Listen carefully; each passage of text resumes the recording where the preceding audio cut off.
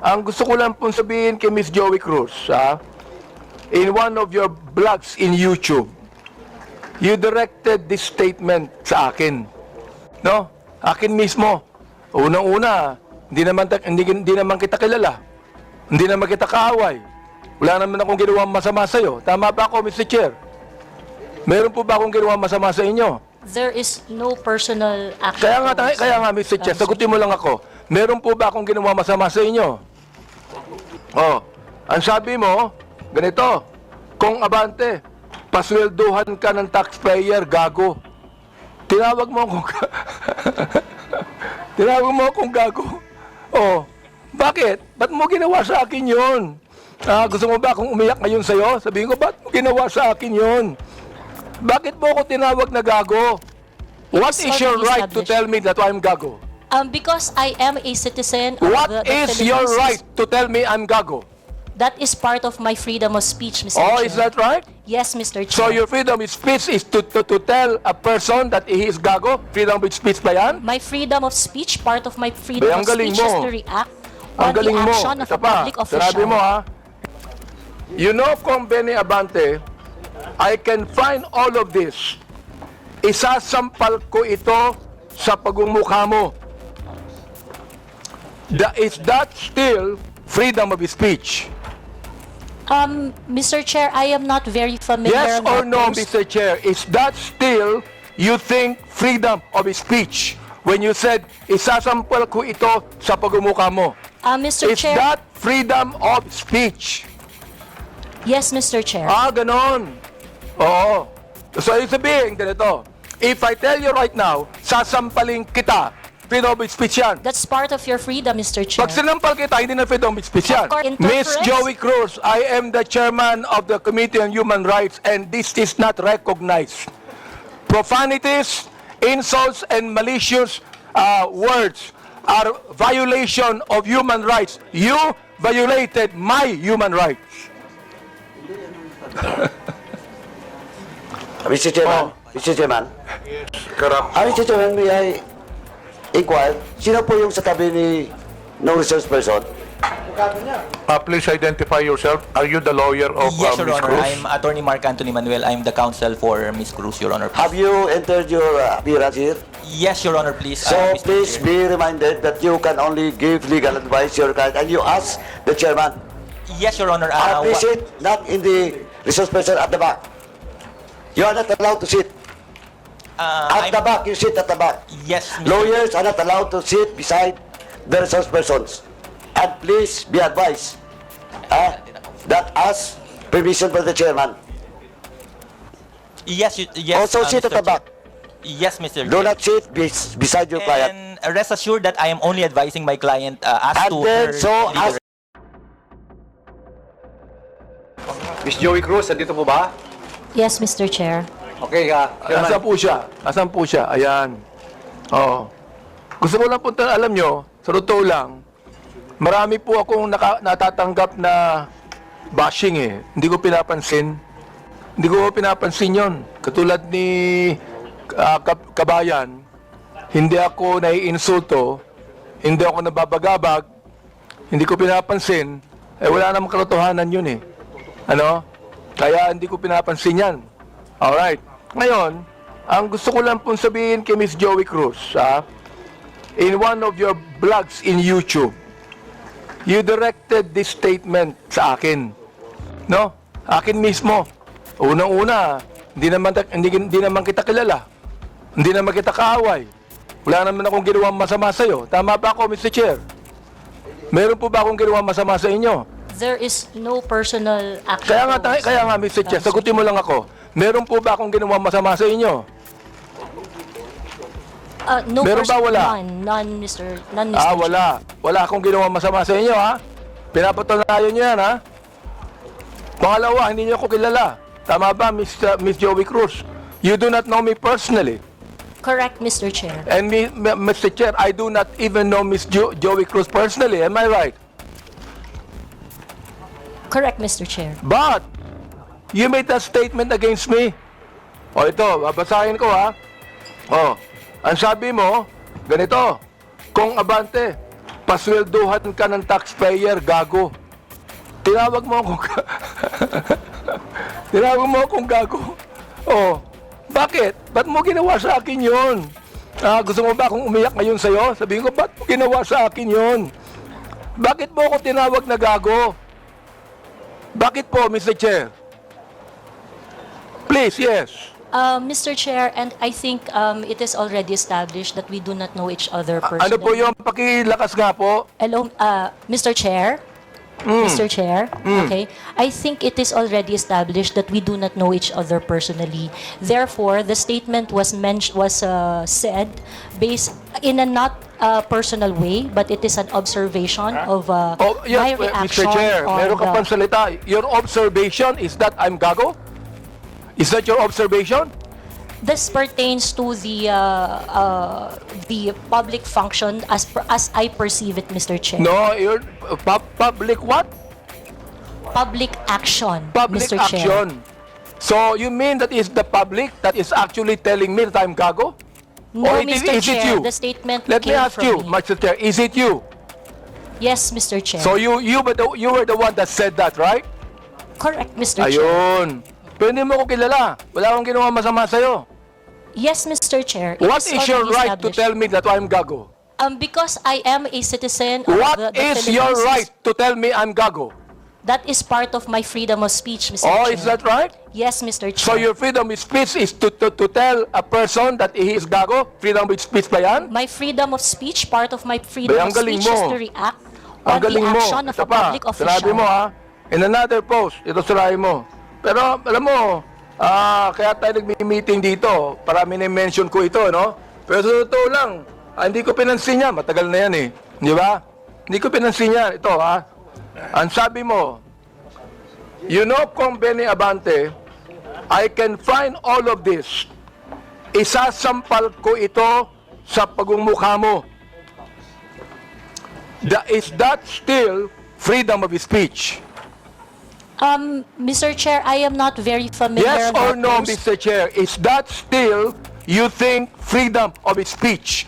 When you said, isasampal ko ito sa pagmumukha mo. Mr. Is Chair, that freedom of speech?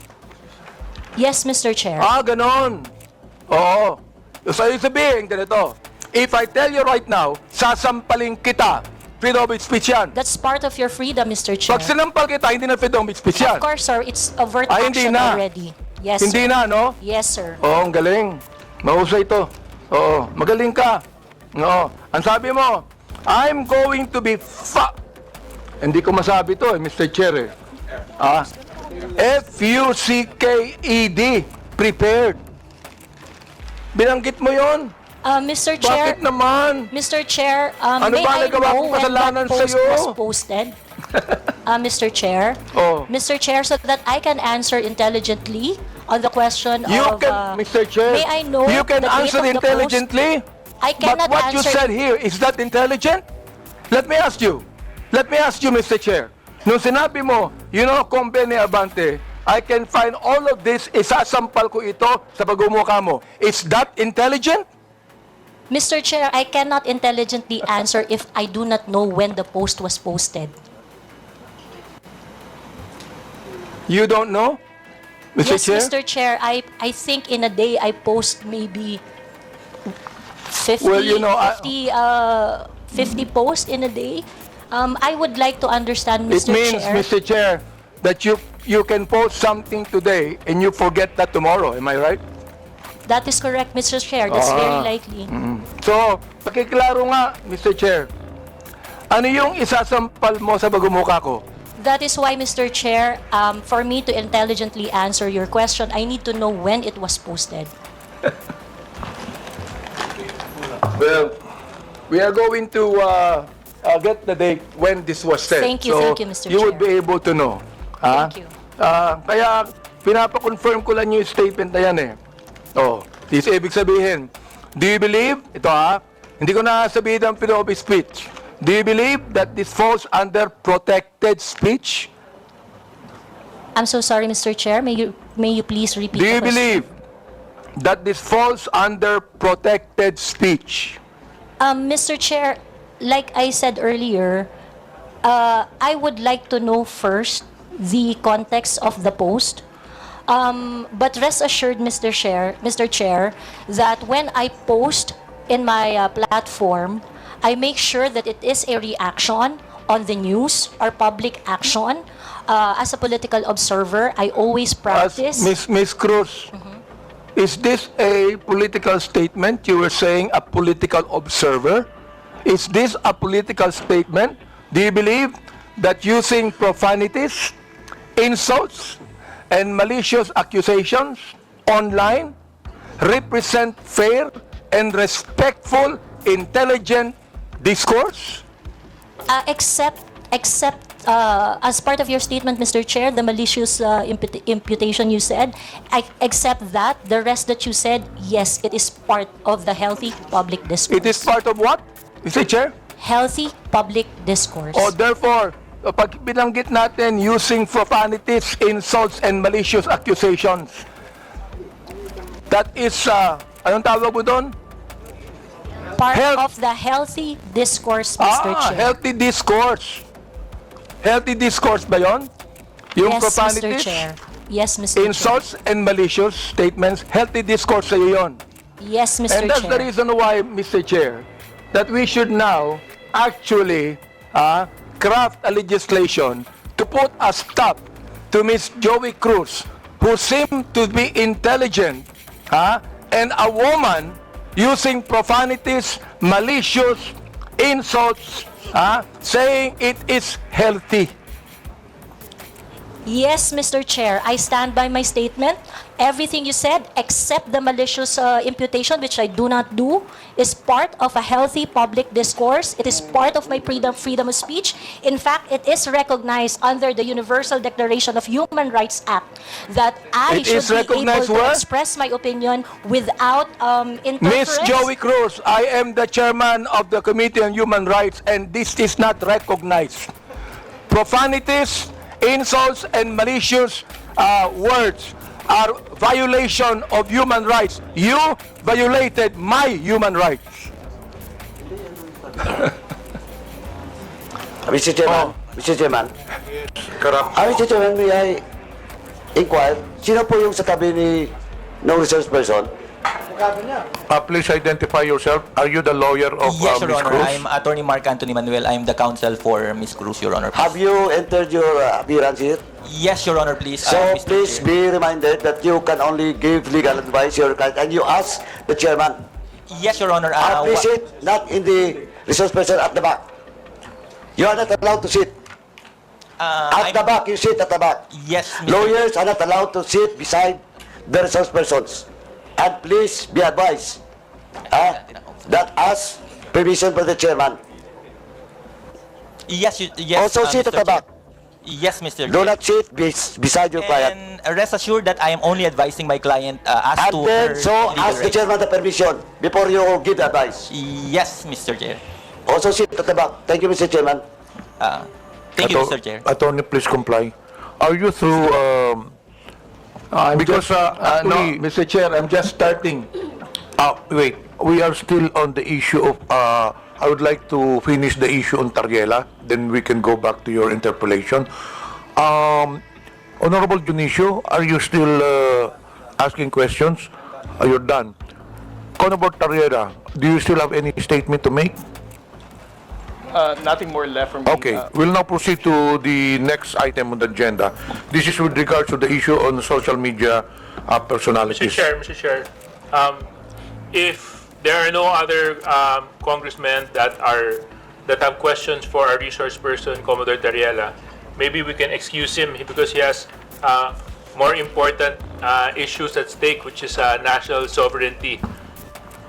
So, kung wala na po magtatanong sa kanya, baka pwede na po natin siya ma-excuse sa hearing na ito. You are hereby excused since there are no more questions. And more on that, there are some resource persons here that I believe wala na mga question ng mga congressman.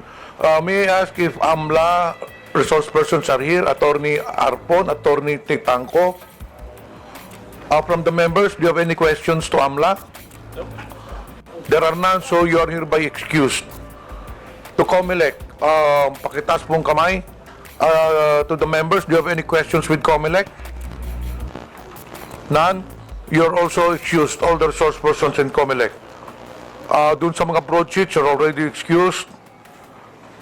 Dito sa kay Miko David, Digital Marketing Association of the Philippines, I think you can stay put since we will be discussing next the social media personalities. Okay, we'll now proceed on the issue on social media influencers or personalities rather. May I request that all social media personalities take the microphone and introduce yourselves one by one, starting to the nearest to the chairman. Good afternoon, Mr. Chair. I am George Ahmed Paglinawan. I am a lawyer. I am not Ado Paglinawan, the one that was mentioned by the Commodore Tariela. I believe there is another person who is named Ado Paglinawan, and I'm sure that that is not me. Thank you. Okay, next. Yes, my name is Darwin Salcedo, known as Boss Dada in YouTube and Facebook. Next. My name is Dr. Richard Tesoro Mata. I'm a health blogger, pediatrician. Next. Good afternoon, Mr. Chair. I'm Glenn Ang Chong, a lawyer, certified public accountant, and former member of the House of Representatives in the 13th Congress. Next, please. Good afternoon, Mr. Chair, and my name is Zain Batalya. I'm the person behind I Am Sean Wayne. Yes. Good afternoon, Mr. Chair. I am Manuel Mata Jr., also known as Coco Locoy in social media. Coco Loco? Coco Locoy, Mr. Chair. Good afternoon, Mr. Chair. I'm former PDEA agent Jonathan Morales, behind Agent Tambayan, Your Honor. So you're now a blogger also, Mr. Morales? Di ba resource person ka sa Senate before? Yes, sir. Mula po nung pinigil yung PDEA Lex, nag-resort na po ako doon sa... You're a former PDEA agent? Yes, Your Honor. Yes, Mr. Chairman. Blogger ka na ngayon? Yes, sir. Okay, next. I'm Vivian Rodriguez, better known as Vivian Velez, as my screen name. I was not invited in this committee hearing, but I was mentioned the last time, the last hearing. So Okay. I'm here. Anyway, this is a public hearing. Anyone is welcome to attend the hearing. Next. Good afternoon po, Mr. Chair. I'm Alvin Montero. I'm not a blogger, nor I'm not a journalist. Thank you. Good afternoon, Mr. Chair and honorable members of the committee. My name is Claro Ganyak. I'm a retired professor. I'm not a blogger. I just express my opinions in social media. Okay. That's it. Thank you, sir. Good afternoon, Mr. Chair. Ako po si Elijah San Fernando, isa pong manggagawa at unionista. Kilala sa TikTok at Facebook bilang Eli San Fernando. Next, please. Good afternoon, Mr. Chair. My name is Maria Florinda Princess Duque, or better known as Pebbles Duque. I am now a law student. Next, please. Good afternoon, Mr. Speaker. Mr. Chair, sorry. I'm Dr. Ethel Pineda Garcia. Okay. I think there are some vacant seats. Pwede na pong kunin yun. Yes. I am Trixie Cruz Angeles. I am a lawyer. Next, please. May I continue, Mr. Chair? Wait, meron pa yata dito sa... Kompleto na po ba ang mga social media personalities? Who is Vicente Cunanan? You're also a social media personality? Okay, so you can now proceed with your interpellation. Thank you, Mr. Chair. Again, Ms. Cruz, do you believe that freedom of expression is not absolute? Yes, Mr. Chair. You do? Of course, I'd like to ask the other bloggers if they also believe that. Yes, Mr. Chair. You also believe that? Okay. Sir, Now, there's always a limitation. Ms. Cruz said, yung kanyang statement sa YouTube, no? Na profanities, insults, malicious is a healthy discourse. Gusto kong tanungin yung mga vloggers natin, do you agree with her on that? Yes. That profanities, insults, and malicious accusations is a healthy discourse and a part of the freedom of expression? We would like to ask every blogger to answer me yes or no if they believe in that. Mr. Chair, can I be recognized? Yes. Mr. Chair, no other than the highest court of the land has repeatedly said na hindi po masama ang pagmumura, lalong-lalo na sa mga pampublikong opisyal, especially kung ang pinatutungkulan po ay yung official functions nila. Not the person, but their official functions, Mr. Chair. So yun po ang paninindigan, lalong-lalo na po namin bilang mga manggagawa, dahil kahit meron pong TikTok, Facebook o social media, sa komunidad po, yan ang lengguwahe ng mga manggagawa at ordinaryong Pilipino na nagagalit. Hindi po kasalanan ng mga vlogger o ng mga gumagamit ng Facebook, TikTok, X o kung ano pa mang social media platforms kung bakit merong ganito na mga pagmumura o profanities. Ito po ay lengguwahe ng mga manggagawa at ordinaryong Pilipino na Mr. nagagalit. Chair, Mr. hindi Chair. ko, Mr. Elijah, hindi ko binabagit yung lingwahe ng ordinaryong Pilipino. Ang binabanggit ko, lingwahe ng vlogger. Hindi ka ordinaryong Pilipino. Mr. Chair. Tatandali lang, kasalala pa ako eh. Alright. Hindi ka ordinaryong Pilipino. Tama, mali? Ordinaryong Pilipino ako, Mr. Chair. Hindi ka ordinaryong Pilipino. Vlogger ka eh. No, I'm a manggagawa ko, Mr. Chair. Lahat pa ng ordinaryong Pilipino, vlogger? Mr. Chair, manggagawa ko ako na may platform ho. So, ordinaryong Pilipino ako, Mr. Chair. Mr. Chair, point of order. We have our rules here. I think the resource person cannot answer without being recognized by the chair. Sorry, Mr. Chair. Okay, reminder to all resource persons, let the interpolator finish his line of questioning in his statement, and resource persons can only talk when the chair recognizes them. Okay, nabanggit mo kanina na yung profanities, yung insult, yung malicious accusation, kung yan ay sinabi sa kanyang, ang tawag doon, functions bilang public official, okay yon. Yung sabi mo, di ba? But not on a personal basis, correct? Ayan. Yes, Mr. Chair. Sabihin natin, naniniwala ako dyan. Pero, hindi naman niya sinabi yan sa akin on my public functions, official functions. It is a personal accusations on me. Mr. Elijah. Mr. Chair, can I be I cannot speak on behalf of Ms. Joey, Mr. Chair. Inaano ko lang yung sinabi mo. Yes, Mr. Chair. Okay, now I'd like to ask Ms. Joey, Ms. Cruz, are you insulting me on my public official functions, or it is a personal accusation on me? It's not a personal accusation, Mr. Chair, and I think we have agreed early on that we do not have any personal relationship. Yes, So that that's is right. just- Pero ito, ang sabi ni Elijah, okay lang yon kung yan ay sinabi in my official functions as a public servant. Alam mo ba yung official functions ko? Yes, Mr. Chair, and alam mo. So therefore, hindi ka naniniwala sa aking official functions, kaya tinawag mo akong gago. no, Mr. Chair, the observation that I uttered to describe your performance of your official action, that is my observation. That is what I felt. Well, inobserbuhan mo ba yung aking official functions? Yes, Mr. Chair. Inobserbuhan mo I watch your since I won in 2019? No, Mr. Chair. I closely monitored your performance as a congressman in the 19th Congress. And you hated me for that? No, not really, Mr. Hindi, Chair. gago. Just in the Binanggit mo 19th sa akin Congress. gago, so you hated me. Mr. Chair. Ano ba ibig sabihin nun? Binanggit mo, gago ako. Binanggit mo, isasampal ko ito sa pagmumukha mo. Binanggit mo, I'm going to be... Hindi ko mabanggit eh. Okay. If you prepared, binanggit mo yun eh.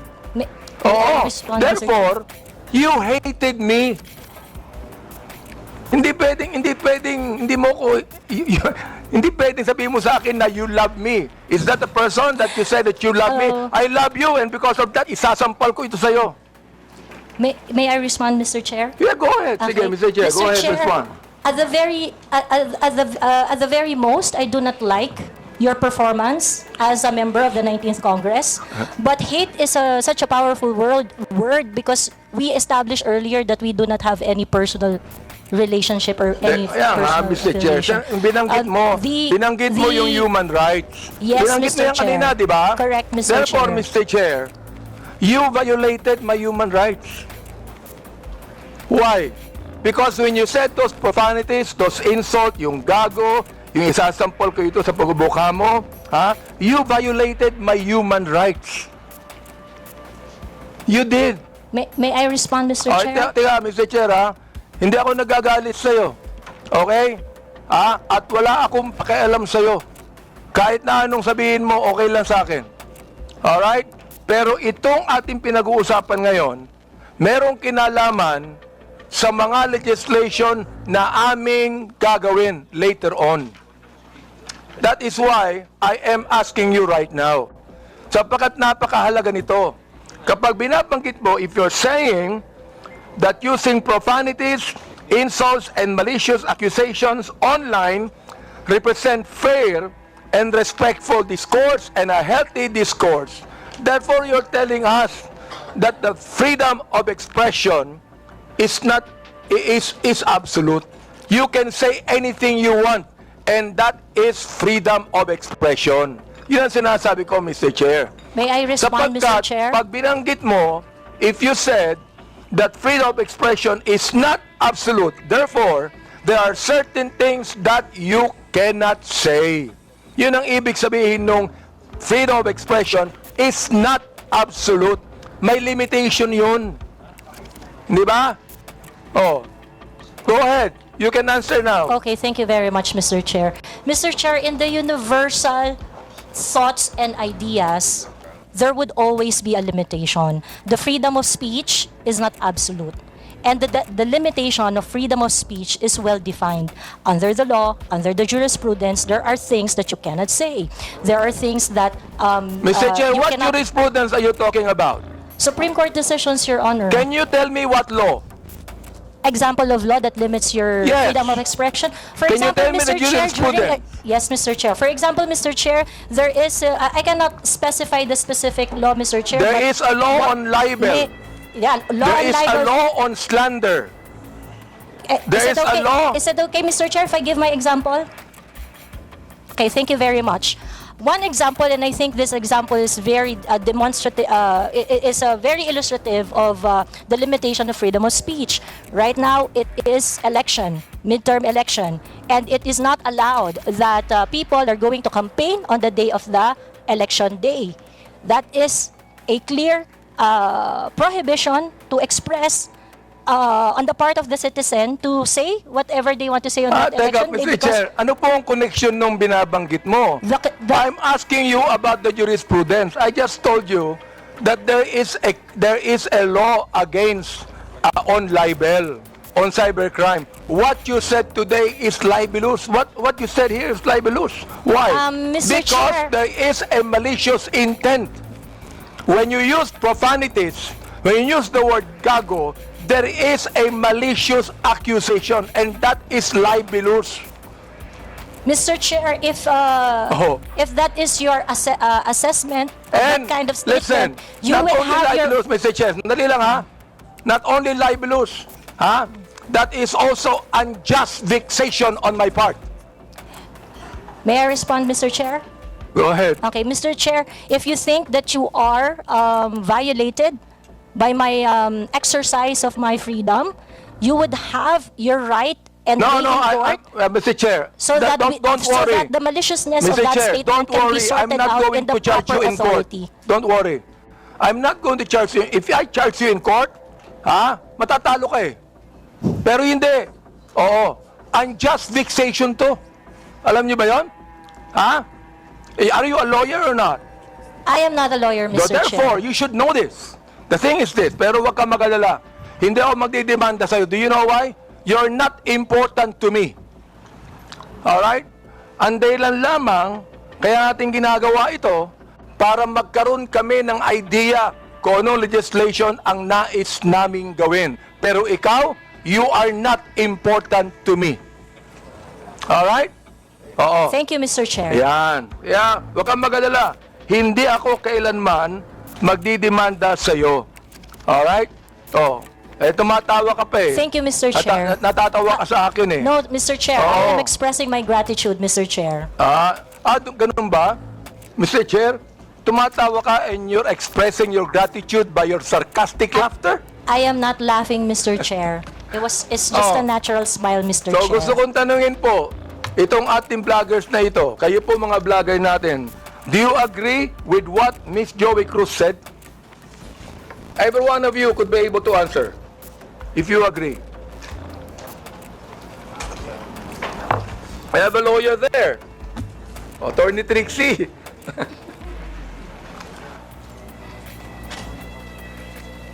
Attorney Trixie, you have the floor. Thank you, Mr. Chair. I disagree with Ms. Joey. I believe that there is, instead of a limitation on the freedom of speech, I believe that speech is either protected or not protected.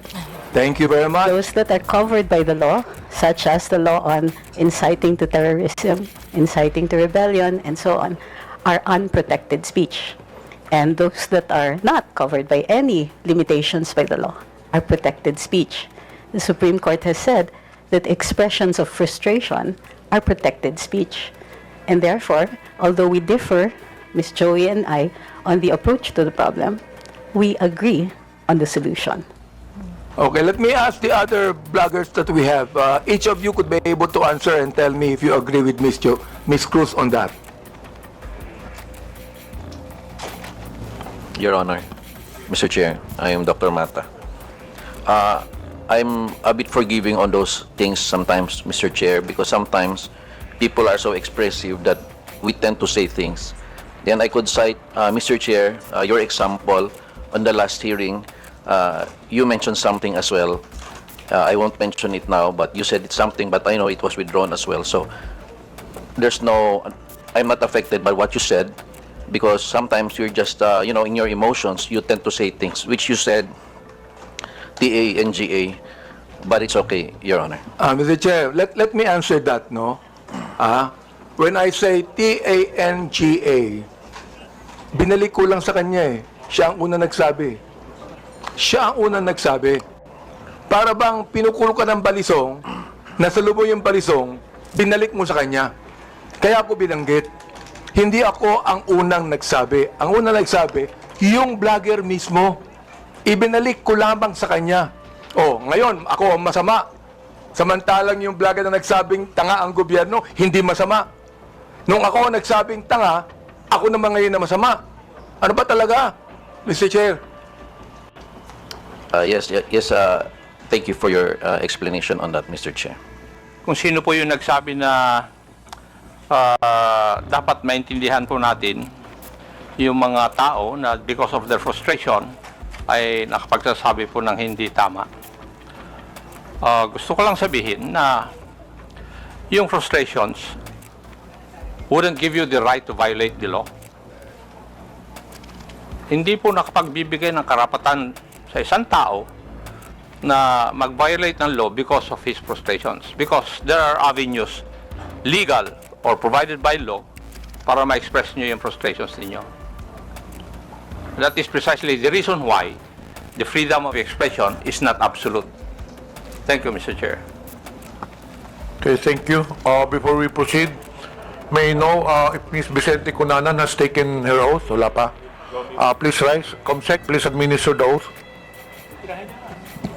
Please raise your right hand. Do you swear to tell the truth, the whole truth, and nothing but the truth in this inquiry? Please respond with I do. The oath has been administered to your honor. Thank you. Honorable Abante, you have the floor. Mr. Chair, meron po bang ibang vloggers na gustong magsalita tungkol dito? Do you have any statement to the social media personalities regarding the issue on Ms. Cruz? Ms. Cruz, just curious, are you a voter of Honorable Abante? No, So Mr. you're not Chair. a registered voter in the district of Honorable Abante? No, Mr. Chair. And as you have said earlier, you do not know him personally? Yes, Mr. Chair. And he does not know you personally. Correct, Mr. Chair. So, bakit man yung naisip na atakihin si Honorable Abante? Just curious. Because the action is not really limited. The performance and the performance of Congressman Abante being part of several committees that affects national issues. But why are I you got to know interested him. particularly, specifically to Mr. Honorable Abante, considering that you are not a voter of Honorable Abante? Ano pong interest ninyo? The issues that he tackles in his committee memberships and chairmanships are issues that are affecting the Philippines at large. So in short, you have something against him because you have singled him out.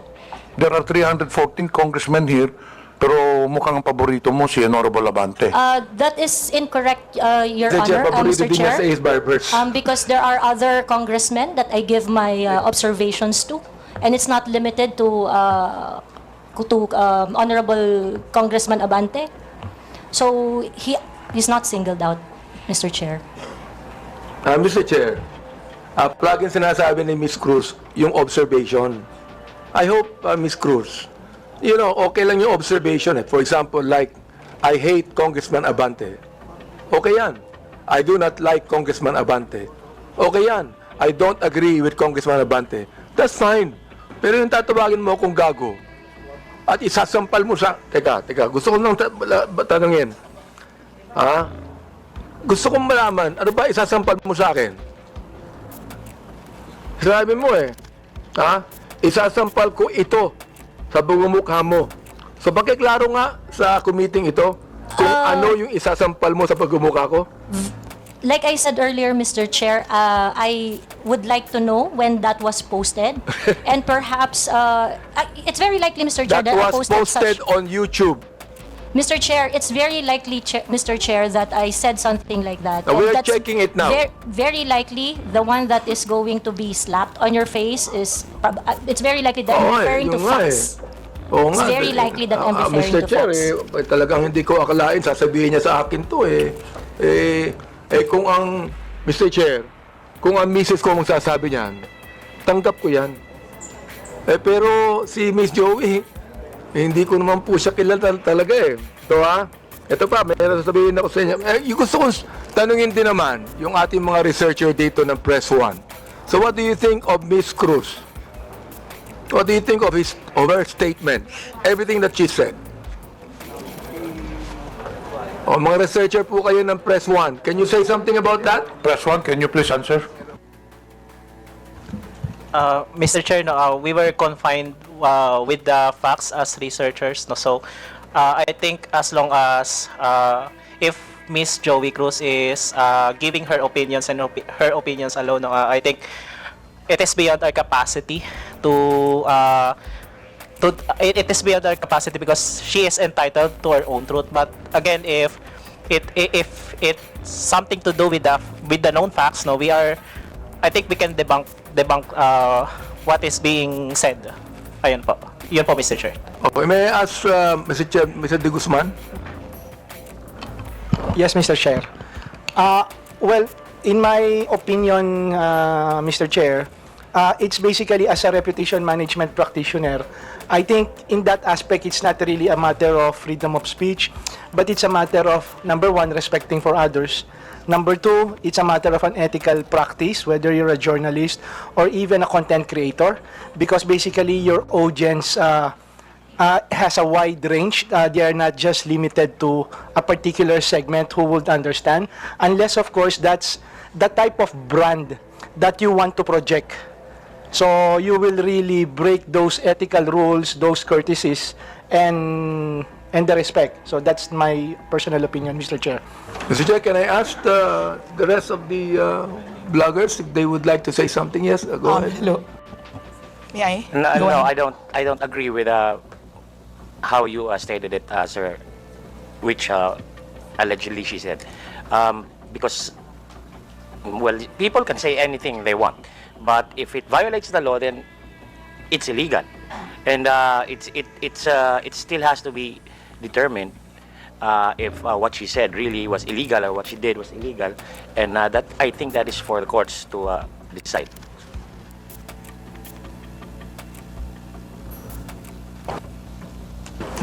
I think we have already heard the other Mr. Chair. bloggers. Those who wish to make a statement, you can do so. But to those who have already made their statement, pwede na siguro yun. Mr. Chair, Permission to speak. gusto ko lang pong sabihin kay Miss Joey, yung batas tungkol sa unjust vexation. Supreme Court has defined unjust vexation as any human conduct without violence that unjustly annoys an innocent person. Yan. Yan ang batas. Oh, the elements of unjust vexation are: there is human conduct that unjustly annoys or irritates another person. Such human conduct was not attended with violence. Such human conduct caused annoyance, irritation, torment, distress, or disturbance to the mind of the person to whom it is directed. An offender acted with criminal intent. That is what unjust vexation is, Miss Cruz. Oh. If I say, Miss Cruz, I was irritated by what you said, I was annoyed by what you said, even without violence. I was distressed with what you said. I became depressed with what you said. Oh, di ba, Miss Cruz? So sabi ko, ganito na lang. Ganito, ha? Let's just be very careful. Okay lang po sa akin. Sabihin mo sa akin, I hate Congressman Abante. I don't like him. I don't agree with him. Fine. Pero yung babanggitin mo dito, ha? Gago ako. Isasampal ko ito sa pagmumukha mo. I'm going to be FUC prepared. Ay nako, palagay ko, very irritant yon sa pinagsabihan mo. Tama ba ako, Mr. Joey Cruz? May I respond, Mr. Chair? Go ahead, sige. Thank you. Mr. Chair, I understand that it may come across as something that you may not feel comfortable with what I said and things like that. And again, if you feel that you are aggrieved with what I said, I will welcome any action remedies from your end. No, On the other hand, Mr. Chair, You would welcome what? You would welcome what? Any remedy that you may seek, Mr. Chair. Any against legal me. action, is that what you're saying? That is Mr. correct. Chair? Any remedy, not limited to legal action, No, Mr. Chair. I'm not going to resort to any legal action anymore. Ha? Bakit? Magbabayad ka pa ng abogado mo. Maglilitis pa tayo na matagal na panahon. That would also be irritant to you. You do not want that to happen to you, am I right? Huwag mo Yes, sabihin Mr. sa akin Chair. that you welcome any legal action.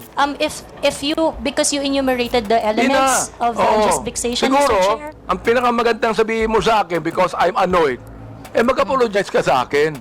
Kapag sinabi mo ito, hindi ba? O ngayon, kung ayaw mo, May I okay lang respond? sa akin. Ayaw mo, okay lang. Walang problema doon, Mr. Chair. Walang problema We can doon. agree ha? on that, Mr. Oo. Chair. Basta makikita nyo na lang na we are going to craft legislation that would actually regulate what our bloggers is trying to say. Let me ask our DOJ people, ano ba palagay nyo? Sinabi ni Miss Joey Cruz. Nandiyan ba po ng DOJ? Mr. Chair, Go ahead. Mr. Chair, right now, the only legislation we have on malicious statements being made is on libel under the revised penal code and on RA 10175 on online libel. All right. Salamat po. Can the NBI also say something about that, Mr. Chair? Yes, Your Honor. Well, Your Honor, for purposes of discussion, we have what we call the doctrine of fair comment. So under the doctrine of fair comment, it means that every discreditable imputation publicly made is deemed false because every man is presumed innocent until his guilt is judicially proved, and every false imputation is deemed malicious. So under this doctrine, as a general rule, when the discreditable imputation is directed against a public person in his public capacity, it is not necessarily actionable. What we are talking here is whether or not it is actionable or not actionable. But as an exemption, if the discreditable imputation to a public official is either a false allegation of fact or a comment based on false supposition, it is actionable. So dito po sa doctrine na to, it's up to the person being attacked whether he wants to file a complaint or not. If he wants to file a complaint, then evidence must be submitted in order for the prosecutors to assess the evidence as well as the court kung sasampa man dito sa korte. Thank you, Mr. NBI. I'd like to also say, sapagkat marami ring bashing ang binigay ni Ms. Cruz kay Congressman Ace Barbers, di ba? Ms. Cruz, marami rin Mr. Chair, I would just like to inform the court that there is a pending action that I have against Ace Barber. So I would like to invoke the sub judice rule on that matter. Invoke sub judice? Wala namang kasong final. Wala namang kasong final No, Mr. Chair, I filed a libel suit against kay Congressman Barbers. kay Ace Barbers. Yes, Mr. Chair. Oo. Huwag ka na mag-file ng libel suit sa akin. Wala naman akong sinabing masama sa iyo. Yeah, we agreed. We did not say anything personally on each other. Okay. Well, in your numerous blogs, Ms. Cruz, you criticize the government and specific personalities. But you have not released any content addressing the West Philippine Sea issue or taking a stand against China's actions. Why is that? It is something that is beyond my competence, I would say. It is something that I do not know much. Although I would like to correct you, sir, that you said I did not release any content, but I actually do. In those contents, when I'm going to talk about the West Philippine Sea, the South China Sea, I talk about it in such a way that I try to figure out the issues, the facts, and ask. My platform is very interactive. And so my platform is always visited by professionals, professors, experts on their fields, real people doing their real job, sharing their 2 cents on what is going on. So whenever I'm going to talk about the South China Sea, international relations and things like that, it is always an interactive one, an exchange of idea from different point of views. Thank you, Mr. Chair. What is your, gusto ko lang tanungin, what is your current source of income, Ms. Cruz? We have a family business, Your Honor. Family business. Well, That is correct. Are you monetizing your social media content or receiving compensation for your blogs? Yes, Mr. Chair. You are. Yes, Mr. Chair. So it is also some kind of a business to you. It is really not, Mr. Chair. In fact, if you're going to look at my vlog, it's very unprofessional. I do not have a studio. It is very casual. I do not have regular time. I'm going to vlog whenever. But how many followers do you have, Mr. Chair? On YouTube, I think I have around 79,000. In Facebook, I have my Facebook account with 143,000 followers was taken down a couple of days ago, and my social media accounts are usually they don't really last that long because it would usually be reported or taken down. Well, ilan po yung social media account ninyo, Ms. Cruz? I have TikTok, YouTube, and Facebook. So, ibig sabihin nun, you're getting money out of that. Parang sa'yo, that's a source of income, correct? It is a source of income, but Good. it is not a job for me because I can not vlog if I want to. Ano yan, Mr. Chair? I do not have to vlog if I want to. Mr. Chair, I do not have specific schedule when I do vlog. Sa akin, So, let me advise you, Ms. Cruz.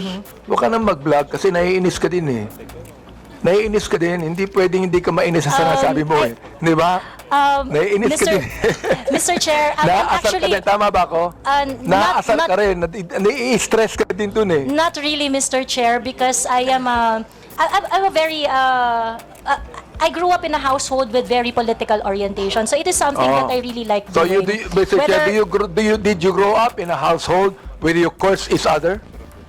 No, my Yun. parents are devout So you Catholic. did I'm the not only grow one who up cursed. in a household. I am the only one who cursed in our household. You so- are the only one that Yes, cursed. Yes, that is correct. Well, you know, you're a grown-up person. Sana tinuruan ko ng bata ka pa ng magulang mo. Ako tinuruan ako ng bata ng magulang ko eh. Nawag akong magmura eh. They did, Your Kaya hindi ako Honor. nagmumura eh, They Mr. Chair. did, they did Dali lang, teach me. so, tinuruan They did ako teach ng me magulang that, Your ko Honor. ng bata ko wag magmura eh. Kaya hanggang ngayon hindi ako nagmumura eh. They did teach me not to curse, Your Honor, but they also taught me how to be your authentic self. Ganon. Okay ka. In one of your posts, you said, ito nakakaawa ang mga pulis under BBM administration. Can you elaborate on that? What led you to the conclusion that you said that? That is a series of posts on the memorandum that is circling around saying that policemen would have to react on official PNP pages. And I think it is so unfortunate that apart from the regular duties and responsibilities of a policeman, they are being asked to do such kind of menial task. I think it's something that they do not have to do. I vehemently disagree with that kind of policy. So that's why I felt I commiserate with the policemen. You what? You commiserate? Yes, Your Honor. So when you commiserate, you can tell the policeman, police patola kayo, wala kayong kwenta. Is that how you commiserate? I never said that, Mr. Chair. Nabanggit mo yun eh.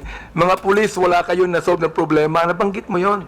Kaya nga gusto ko nang tanungin, are these statements based on any verified data? Do you have a data on that? If I know the Or time they when are I simply your posted it, personal opinion? Mr. Chair, like I mentioned earlier, so that I can intelligently identify the reaction I posted on my Facebook, ito pong kaibigan ko. I would need to know the Miss time Ako, Miss when I Ako. posted it, so that I would know the exact Miss Cruz, news. Miss Cruz, ito pong kaibigan ko si Congressman Akop, naging general po ng pulis to eh. Oo. Kaya, pag you begin to generalize, pangit, hindi ba? Let That me is ask correct. our police people there, what do you think of the statement of Miss Joey Cruz? Thank you, Mr. Chair. Oo. Pulis patola ka ba? No, of course. Hindi.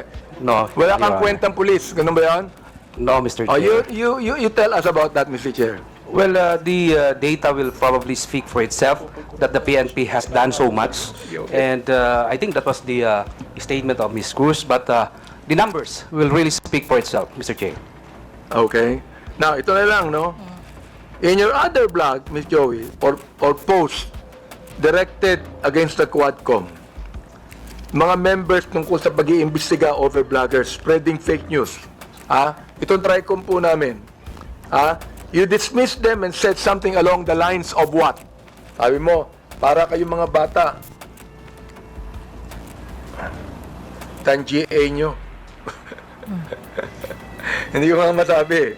Di ba? Yan ang pinapasweldo kayo ng sambayanang Pilipino, pinagputahan ng mga tao, including ng mga vloggers, sagutin nyo mga tanong.